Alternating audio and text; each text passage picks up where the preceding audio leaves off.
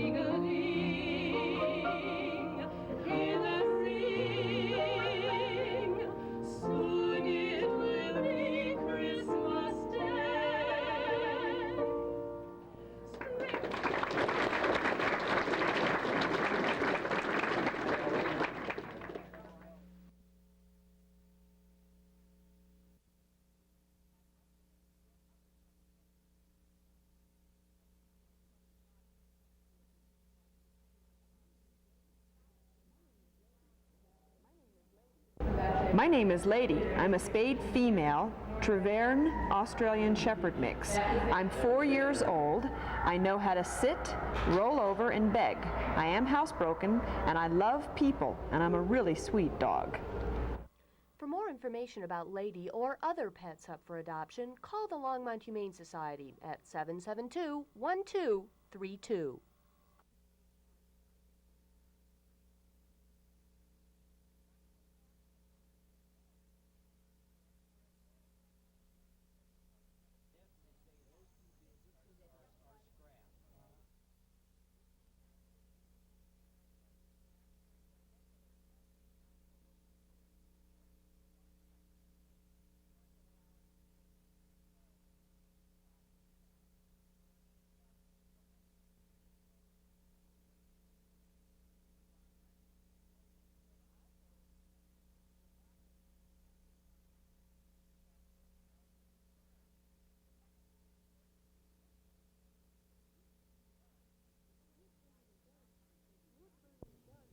Wood burning does contribute to the number of particulates and amount of carbon monoxide in the air, but at a public hearing January 10th, the Longmont City Council heard various opinions about just how much wood burning contributes to the Front Range air quality problem.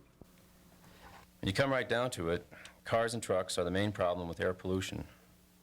But we seem oblivious to that fact as we conveniently sidestep the issue and try to make wood stoves and fireplaces carry the burden that should be placed on the automobile. The speakers debated about just how much newer generations of wood stoves contribute to the problem, arguing for and against exemptions to the burning ban ordinance. One, the new technology of the modern wood-burning stove reduces 80 to 90% of the pollutants that existed under the old open fireplaces and wood-burning stoves. And that reduction is so significant that burning that kind of an appliance will not contribute significantly to the amount of pollutant problems that you have and the amount of carbon monoxide that goes into the air. We are likely to take advantage of the existing stoves that we have and make use of them, and only change after we've gotten the maximum economic use out of that existing stove. That will determine whether we're going to buy a new stove or not. But in the end, Council voted to adopt the ordinance, joining 13 other metro area cities in prohibiting wood burning on high pollution days. Council also adopted a $5 annual fee for households that obtain exemption certificates from the burning ban. You are eligible for such a certificate if your wood stove is your sole source of heat, or if you use your wood stove to supplement your electric heating system.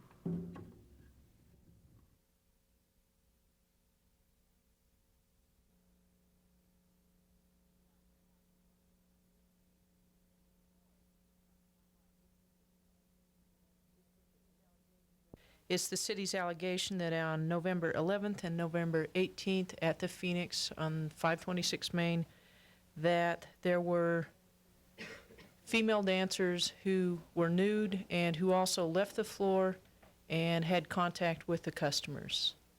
The board suspended the Phoenix's liquor license after finding Phoenix owners Chris and Jamila Pappas guilty of violating a state law which prohibits the touching of nude body parts. Key testimony was provided by a Longmont police detective who was conducting an undercover investigation at the Phoenix November 18th. The dancing, they would go around, pick up dollar bills from patrons. It would vary, I guess, according to the girls. They would grind against some of the patrons. They would... Okay, when you say grind, what portion of their anatomy were they using? Their buttocks would then be... They would sit on the patrons' laps and then, I guess in a good term, wiggle.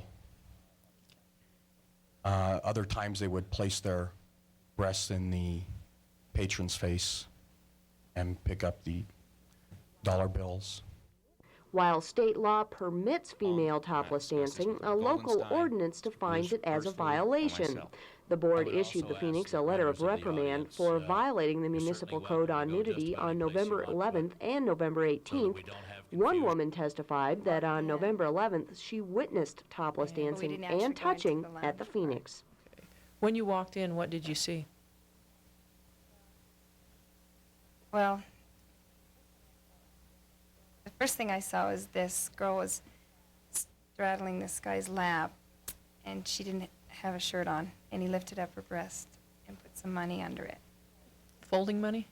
Yeah, it was just folded up. I didn't know what it was. It looked like a dollar bill, and placed it underneath her breast. And How long had you been in the Phoenix when you saw that happen? just like when we walked in the door and started walking in, probably just a couple minutes. And I said it was time to go.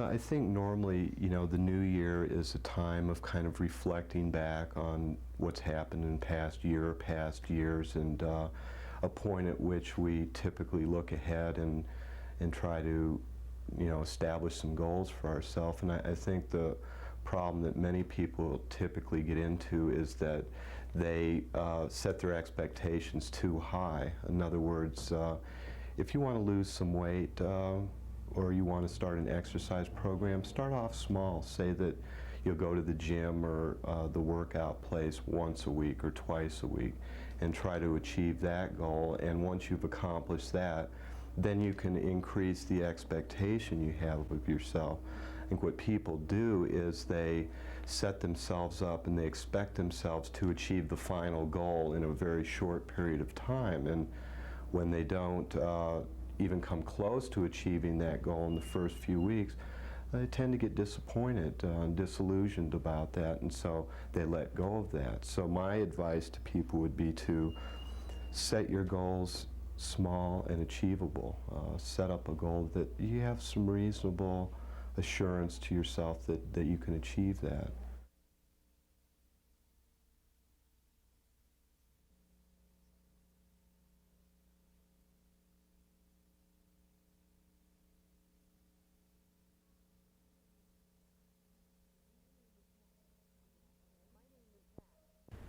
My name is Max. I'm an Australian Shepherd. I'm 7 months old.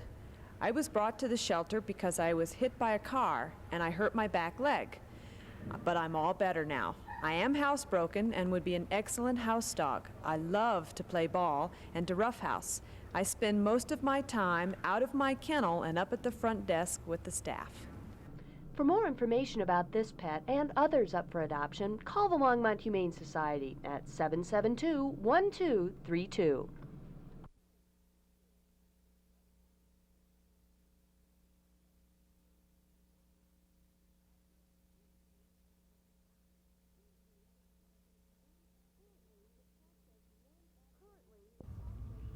Currently, the cost of one academic year of college, fall, spring, and summer semesters, averages about $9,000 for tuition, fees, books, room, and board, and that figure is on the rise. The cost of college is increasing about 8% a year. So if you take the year 1989 and you take a $9,000 number and you escalate that at 8% a year to the year 2000, it's going to be, for a 4-year degree, you're probably going to be close to about $100,000 in cost. Rafael says that with those high education costs, it makes sense to balance the debt you'll incur while in college with your earning potential upon graduation, and do your research. So I think there has to be a realization that, as you asked earlier, what is the value of this education? Is spending $100,000 to get a college degree really going to be worth the time and effort when this thing is over? And I think an analysis has to be made of that question. We use at the University of Colorado a College Placement Council, which is a corporation that surveys nationally 154 colleges. We are in what's called the Rocky Mountain region, which includes Arizona, Colorado, Utah, Kansas, Nebraska, Montana, and South Dakota. So the universities like Colorado State University, University of Colorado report to the College Placement Council and say, we have X number of students graduating, and here are the jobs being offered, and here's what these students are being offered. If you take a look at the year 1988 through the year 2000, I think as somebody potentially going to school, you want to say, what are going to be the fastest growing job opportunities? Legal assistants are one. They anticipate that growing at 103%. Medical assistants anticipate that growing at 90%. Physical therapists, 87.5%. Physical and corrective therapy assistants, 81%. And data processing equipment repair people, over 80%. So those are anticipated to be the fastest growing jobs to the year 2000. I think that students entering college, it certainly doesn't hurt to take a look at what jobs are going to be there in the future. What are those jobs going to be paying? And that kind of data is out there. I mean, to me, it doesn't make any sense to be specializing in an area. When you graduate, there's not employment for you. I see it happen all the time where a student graduates and says, what are you going to do? Well, I don't know.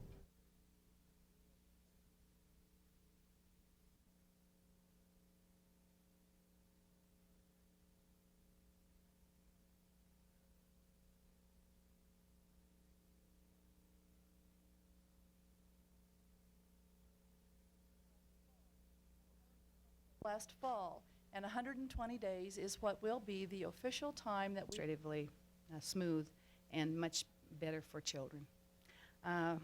Promptly at 10 a.m. We would certainly like to thank the KLMO in the legislative session. We'll begin our program today with Senator Mendez, District 18, Boulder County. Thank you, Frank.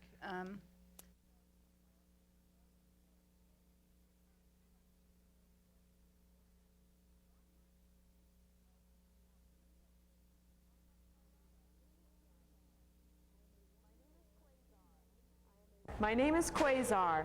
I am a 1-year-old female collie mix. I love all other animals and I love children.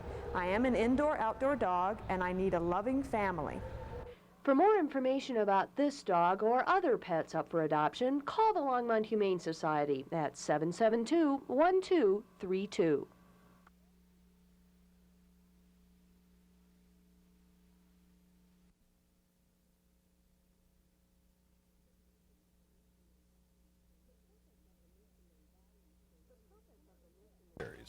The purpose of the mission and value statement is simply this. It describes city employees' commitment to Longmont and their service delivery expectations. And I think the point we're trying to make is that organizations over time develop an organizational culture, is kind of the organizational development word that's used. And that culture becomes entrenched in an organization. When you think of IBM, you think of a certain culture. When you think of the organization you work in, you have a certain culture. And that culture is often governed by a set of unwritten rules and unarticulated rules as to how people will react. The now documented mission of the city is to enhance the quality of life for those who live in, work in, or visit our community. The value statement is embodied in an acronym, Longmont Cares. Creative, with city employees seeking innovative, creative solutions. Assistance, with city workers providing sensitive, responsive service. Results, where city employees work hard with an action orientation. Efficient, urging responsible use of city resources. And Spirit, employees working together as a team in partnership with the City Council and the community. Dolan told Council he plans to meet with employees to describe the mission and value statements and their implementation. Dolan also said he plans to provide all city employees with a coffee mug depicting the CARES acronym, and he plans to celebrate the statements with a March pancake breakfast served to city employees by management and City Council. This is something that's been extremely important to me personally as your city manager and to the man.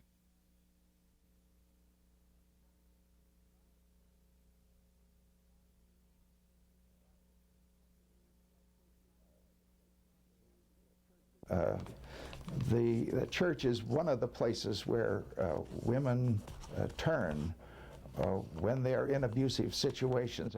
Well, it was in my first parish. I was the assistant minister in a large church in a Midwestern city. A woman from the community came to me and revealed that she had been battered by her husband on numerous occasions. I minimized the experience and encouraged her to return to her home and take her place in her family. I didn't really take her seriously. But one day I heard that she was in the hospital, and I learned shortly thereafter that she had died as a result of the injuries she received. I was very remorseful and felt to a large degree responsible for what had happened. And I made a promise that never again would I approve or tolerate that kind of behavior. A lot of women will seek out help from the clergy or help from someone within the church, and sometimes they won't identify their problem as being battering because they have never identified it as that for themselves. A woman's faith can be the best medicine in the world to helping her through a battering relationship, but it also can be the most detrimental. And anyone who is interested in trying to assist her with her faith and trying to assist her in some difficult decisions when it comes to battering, I think need attend this workshop. Ministers need to be continually equipped and updated on on what resources are available and what their response should be to such situations. Francis Wood will not only discuss, characteristics of battering and what to look for and how to help, but also to discuss scriptural quotes, issues that pertain to the written word in one's faith. And I think that can be very helpful in terms of understanding domestic violence and putting it into context with one's own faith.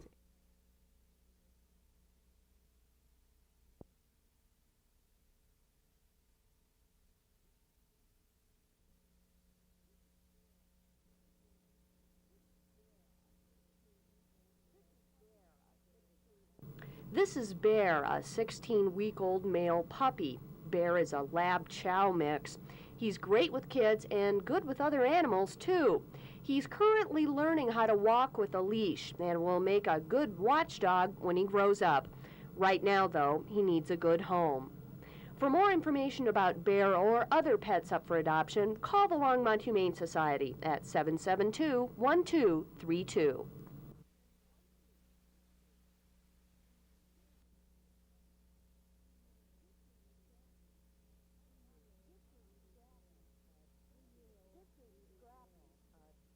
This is Scrappy, a 3-year-old neutered male. Scrappy is an Australian Shepherd mix. He's housebroken. He likes to go for walks, and he loves the companionship of humans. He also needs a good home. For more information about Scrappy or other pets up for adoption, call the Longmont Humane Society at 772-1232.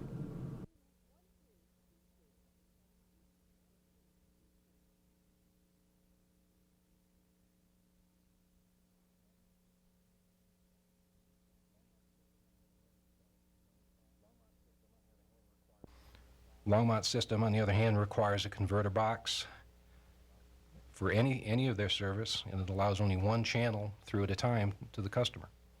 This is a big difference if you happen to own a VCR, if you happen to own a TV with some of the newer technological features that are available in the market. It means, for instance, if you live in Longmont, you can't tape one program while you're watching another. I don't understand why a system which is a monopoly to begin with is controlled. Everything that goes on around here can just get away with this, and we allow it to happen. I think what we need to do is ask the people, if they want to run this cable system, why don't they set up hours that are convenient and provide the word service? I have lived in several places around the country prior to returning back to Colorado, and nowhere have I ever encountered a cable service that was so incompatible with all the technology that is coming out today.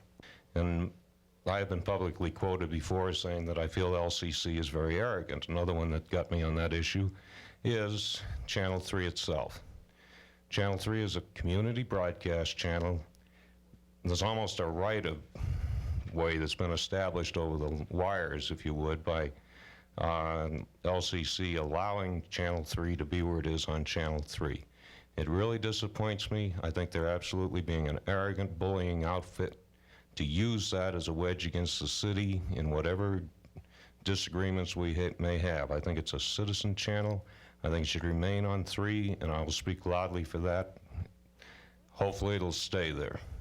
Greg Griffin is the general manager of Longmont Communications Corporation, as well as the other Scripps-Howard cable systems in our area. Griffin responded to the citizens' complaints by saying the Longmont cable system has improved dramatically during the last year with regard to service call response and technical quality. After the citizens spoke their piece, school district and cable trust representatives made allegations that Scripps-Howard has failed to live up to their end of the franchise agreement. Nowhere, perhaps, is the future of cable communications more exciting than in its potential for educating. That's certainly our opinion. I believe that we have a good system with incredible capacity in Longmont. The addressability, the two-way potential, the institutional loop are all strengths of the system if we could just get the follow-through on the commitments that were made at the very beginning.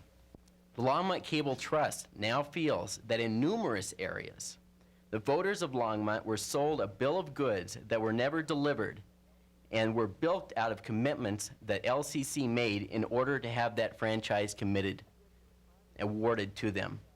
Griffin responded to the school district's charges with promises to connect the 5 remaining schools to the cable system.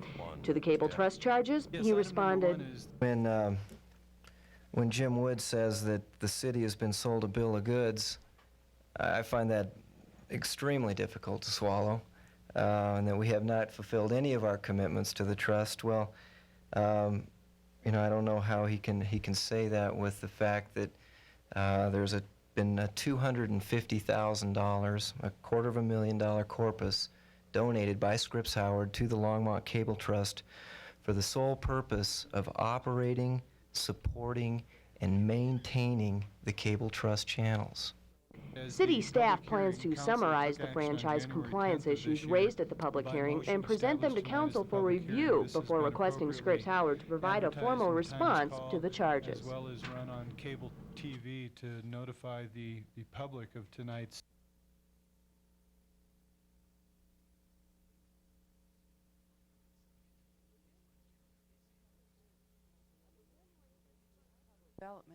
At the January 31st public hearing, Councilwoman Nancy Herbert, who also chairs the Longmont Cable Trust, questioned LCC General Manager Greg Griffin about those rates. Herbert wanted to know if the cable company lets customers know that the lower $6 rate exists. Herbert said she had received feedback from individuals inquiring about cable rates who were only told about the more expensive extended basic cable TV package, but were not told by cable TV sales representatives that the $6 package existed. When did you split the basic with the extended basic? We did that back in, I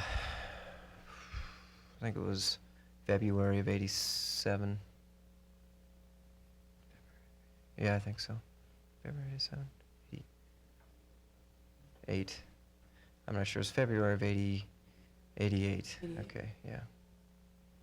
How did you notify the community that these two services were available? We ran an ad in the paper. One ad in the paper once? Yeah. No notices went out to anybody? No. What happened to the existing basic levels? Were they automatically pushed up to extended basic? Yes. They were already at that level. So that the original extended basic was previously referred to as basic? Yes. And then you lowered the definition of the basic? We created a basic and then called the last basic our expanded basic service, yes. Okay. I have also gotten lots of complaints throughout the year, much like John had, in that he had questioned that he had never known about the basic, and when they would call and even ask about basic, they went on about the extended basic, and there was lots of confusion in the sales department, and I'm glad to see that that has changed with this new year and the delineation of all of the different levels in that public statement. But I feel that it was a very serious injustice to the community that they were not equally aware of that when it came into play, so that they had that opportunity then in case they didn't want to continue or go to a lower level.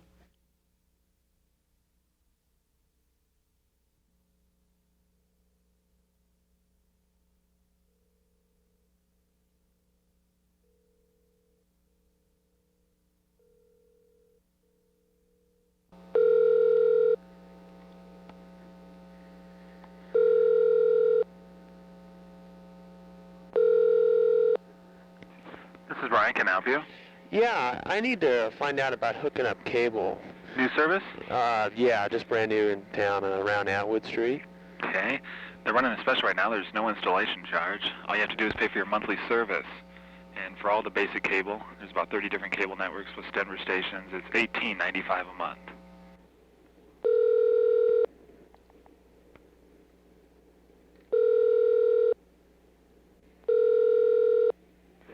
This is Mary. May I help you? Yeah, I'm looking for some information about cable. Sure. Well, can you tell me, like, what I can get? I'm not Okay, sure. what city do you live in? I live in Longmont. Okay, we have We have a minimum basic of $6, expanded basic at $18.95.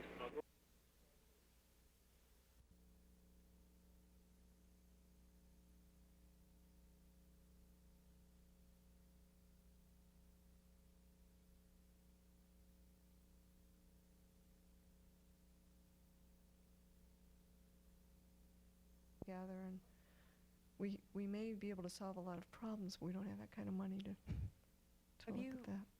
I just know that offhandedly seen any trend? That are their amount that they're able to pay their employees, and of information to depress you at times.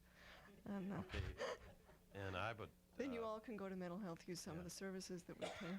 they suggest maybe to get over and talk to Larry Green at I will. EDAL. They are doing some salary surveys, and they do a lot of indicators and everything else, and try to tie those together, because we're making the efforts through EDAL to, that's one of the whole things of building your tax base and providing industry and jobs, is to get the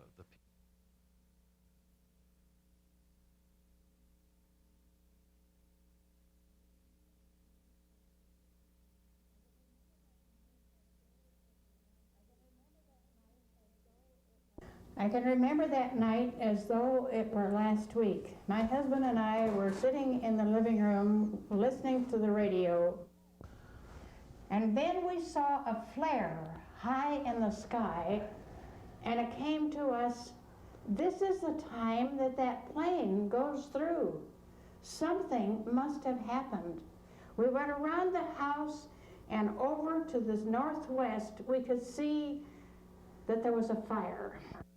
And then we rushed over, and when we got there, I don't remember just exactly how we got down in that field, but I know we drove in, and one of the first sights I saw was a woman sitting in her chair from the airplane with her strap around her body, looking perfectly serene, but her legs were blown off. I remember both of us racing over the field, thinking, well, maybe there's somebody that is still alive. But no, most of the bodies were lying on the ground, and the plane, the wreckage of the plane, was scattered everywhere. Well, my connection with it is principally through my son. His friend who had a car said, let's go out and out there. And then when they finally got there, there was somebody out there already with hearses and that sort of thing. And they met the kids, and they stacked up a bunch of blankets on each kid's arm and said, go that way and cover up every body you find. And he finally got home about 12 to 1 o'clock, sometime like that. And I had been worried about him because I thought, well, they surely weren't working on that float that long. So I went down to his bedroom and I said, where have you been? And I took one look at him, and he was just green. And he said to me, Mom, I hope I never see anything like this again.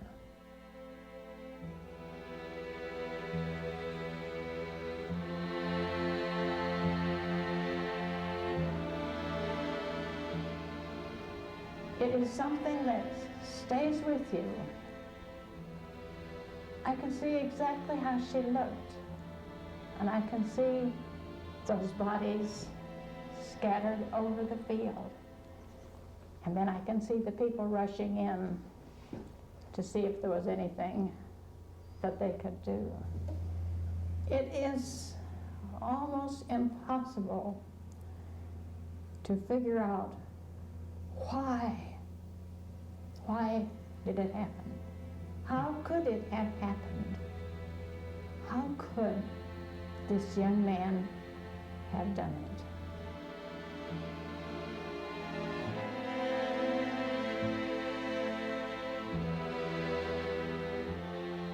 I think an oral history brings a personalization to it. I think that it adds a mystique to it so that I heard someone say that and the actual person telling it. And to preserve the St. Vrain history so that people can become more aware of what it is, it almost foundered us at the beginning because it was such a large project. We didn't want to lose the cute stories of the pioneers. We didn't want to lose the living habits and the effects of outside things on the people of the community.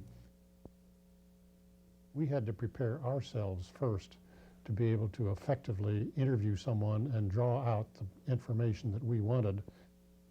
But if we get into a certain topic, we have to do the research and be ready to ask the questions, or to be ready if they divulge in the interview some interesting material that we want to follow, how to divert them with a question or so and follow that on out.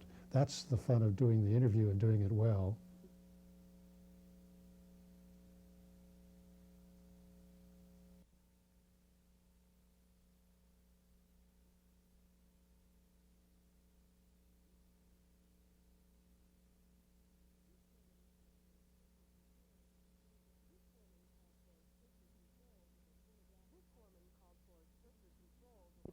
This woman called for stricter controls over pornographic outlets.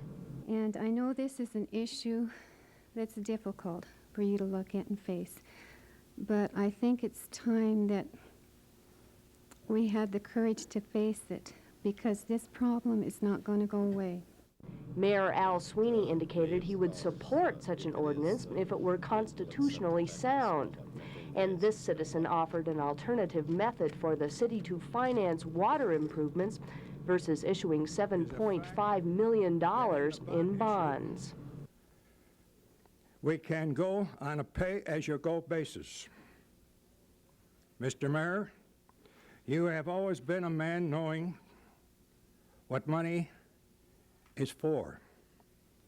And let's you and I get together, and I believe I can sell it to you if you get me all the figures. One woman complained about odors permeating her East Side neighborhood. And I'm from 634 Goss Drive, and the smell down there is atrocious. I do not know what it is. We have moved in, and the neighbor said that this has been ongoing for several years. City Manager Jeff Dolan encouraged citizens to complain about odor problems so that the city can track the source of the odor and correct the problem. Report a particular odor problem because we have the ability to then track.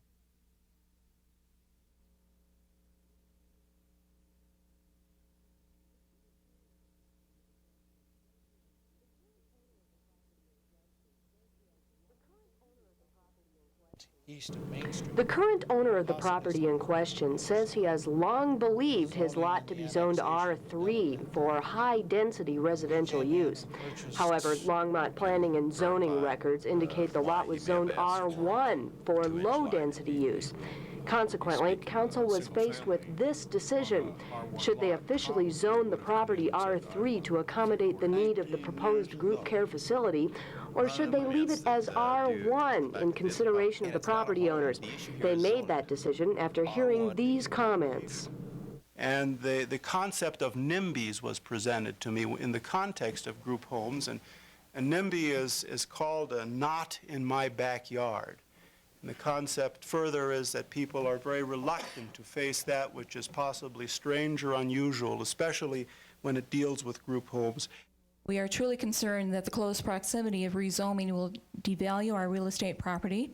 This we base on talking to realtors and becoming informed on what R3 zoning allows to develop. But since the density has become an issue, I just wanted to say that we do plan to stay in this property. It is not easy, as we have learned in the last 6 to 9 months, to find a suitable site for our specific needs. I guess what I would rather see is the prospective purchaser purchase not in any residential area within the city limits. there are properties outside the city limits that can be adjusted to their needs. Council decided to approve the zoning ordinance with a 5-to-1 vote. Councilman Carl Johnson dissented, and Councilwoman Nancy Herbert abstained. Makes this decision, we can go any direction this.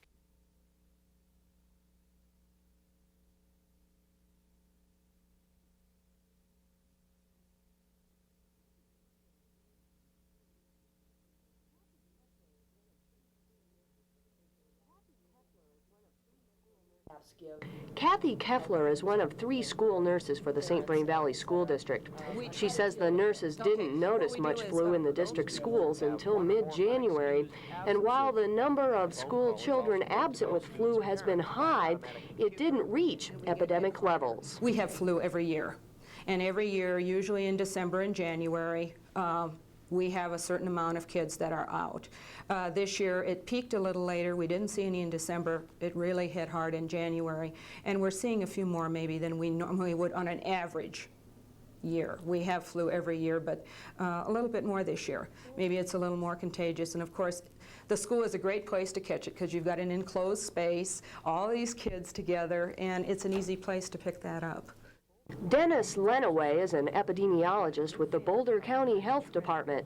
He tracks the incidence of flu through a sampling of area physicians, reports from school nurses, and lab results from the Colorado Department of Health. Well, so far, we've come up with a lot of information this year. Obviously, Boulder County right now is suffering a very high rate of influenza. It's pretty hard to say an epidemic. You could say an epidemic because it's going to look that way to people, but to an epidemiologist, epidemic means something beyond the normal, and we're not beyond normal ranges. We're at high levels, but we're not it's flu season. We're not beyond what I would consider a high level.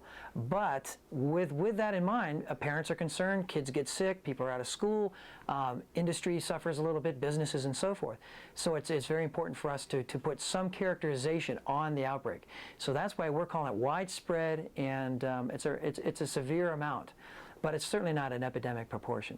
As we collect all this information, put it in one kind of concise statistic, it's giving us the indication that, in fact, we may have been peaking.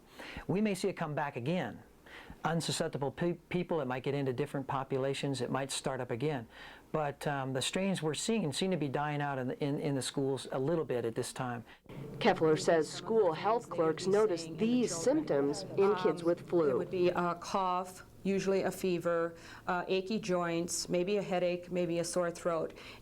Fairly sudden onset, and they feel terrible. They just feel terrible. It hits you practically while you're eating dinner. You know, it just comes on you right away. A common cold, another virus, upper respiratory infection might not come on you quite that sudden. The other is a high fever. Generally, we consider high fever anything over 101 degrees. Lenaway offers some recommendations if you do get the flu. We certainly recommend, lots of fluids, obviously, bed rest. We would like to not see you out spreading the virus around, so going to the movie theater might not be a very good idea if you've got flu. If you have to go to work, do the very best you can. You know, cover your mouth when you cough and sneeze. Wash your hand right thereafter. Hands spread things just as easily as airborne droplets spread things. It's pretty tough in a household to prevent influenza from infecting everybody, but you can do the best you can by how you wash your dishes, separate glasses and so forth, towels in the bathroom, that kind of a thing. It's very highly infectious, so it's flu season, it's around, people are going to get it. The best prevention, get the flu shot early in the fall.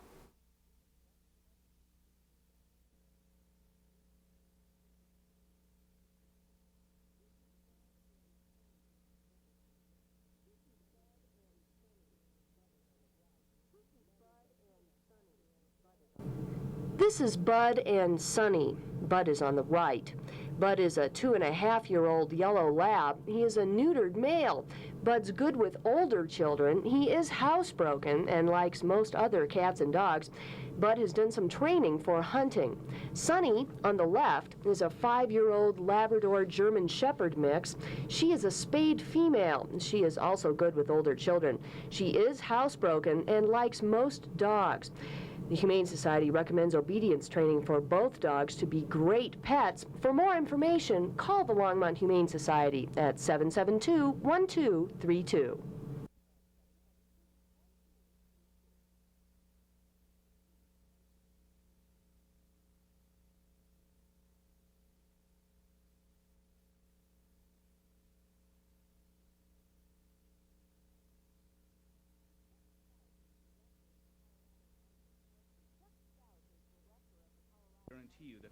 Chuck Stout is director of the Colorado Migrant Health Agency. He supports the project, citing the health threats posed by what he called existing third world housing currently provided for migrant workers.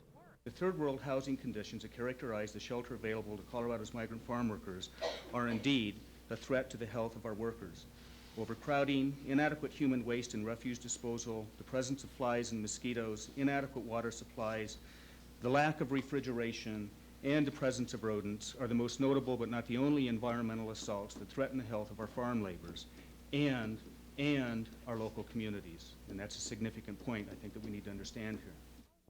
Judy Haynes, speaking for the Longmont Housing Authority, vocalized support for the project, but said the proposed 600 units would hardly make a dent in the need for migrant housing.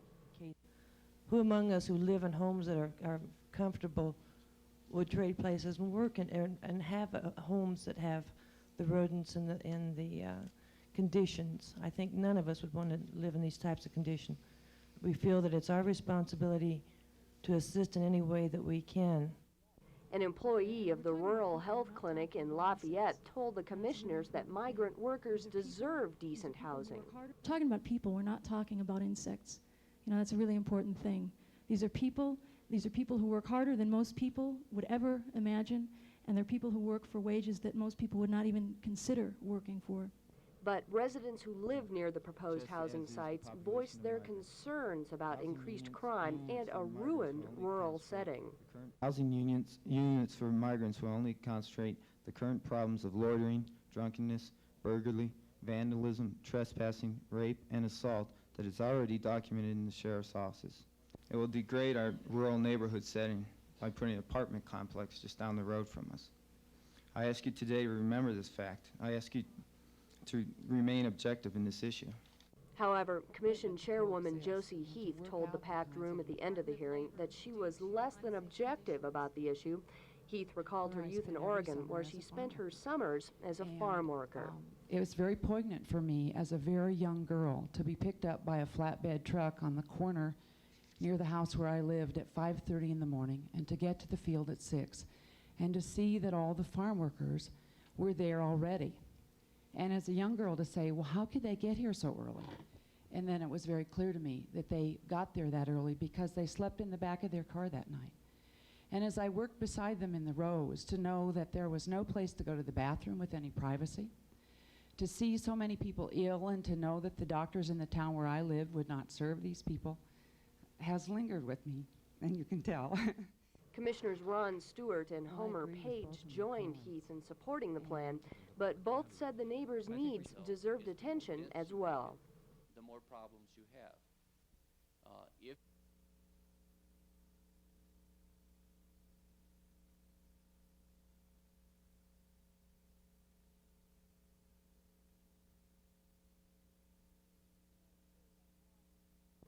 This is Lady, a year-and-a-half-old female Doberman. Lady just had puppies and needs to be spayed soon. She's been with children, and she's not recommended with other animals. For more information about Lady or other pets up for adoption, call the Longmont Humane Society at 772-1232.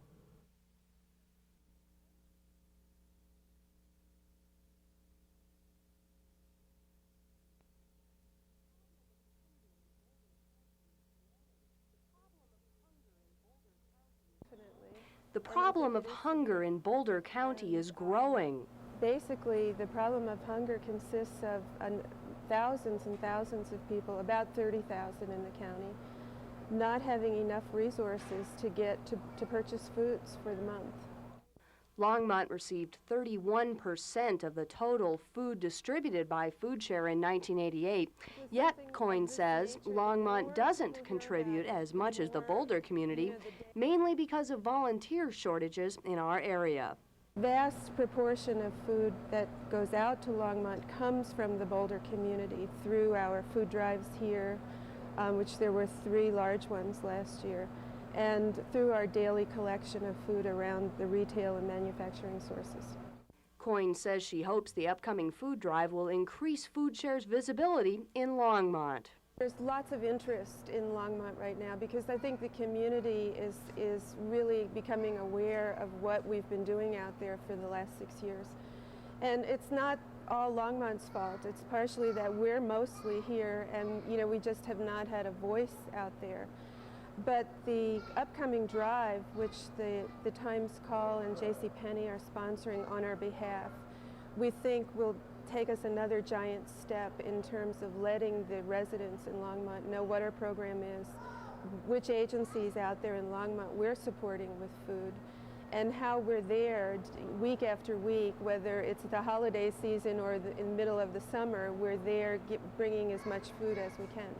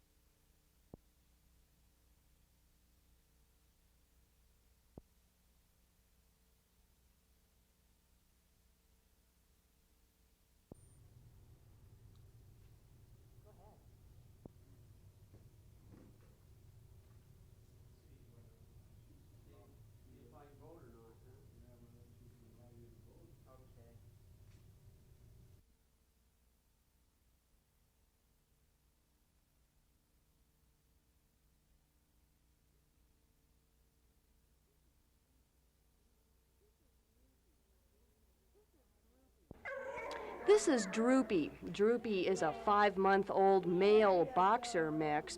He hasn't been spayed yet, and he's not completely housebroken. Droopy needs a firm owner who will give him obedience training. He's a feisty puppy. For more information about Droopy or other pets up for adoption, call the Longmont Humane Society at 772-1232.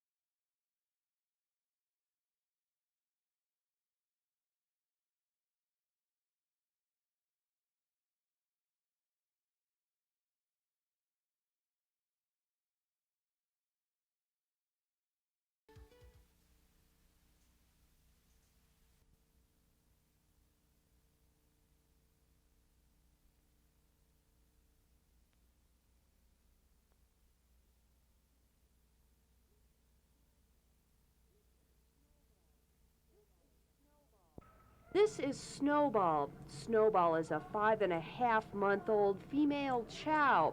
Snowball isn't good with small children, nor other dogs or cats, but she is a very affectionate pet with her owner. Snowball is housebroken. For more information about Snowball or other pets up for adoption, call the Longmont Humane Society at 772-1232.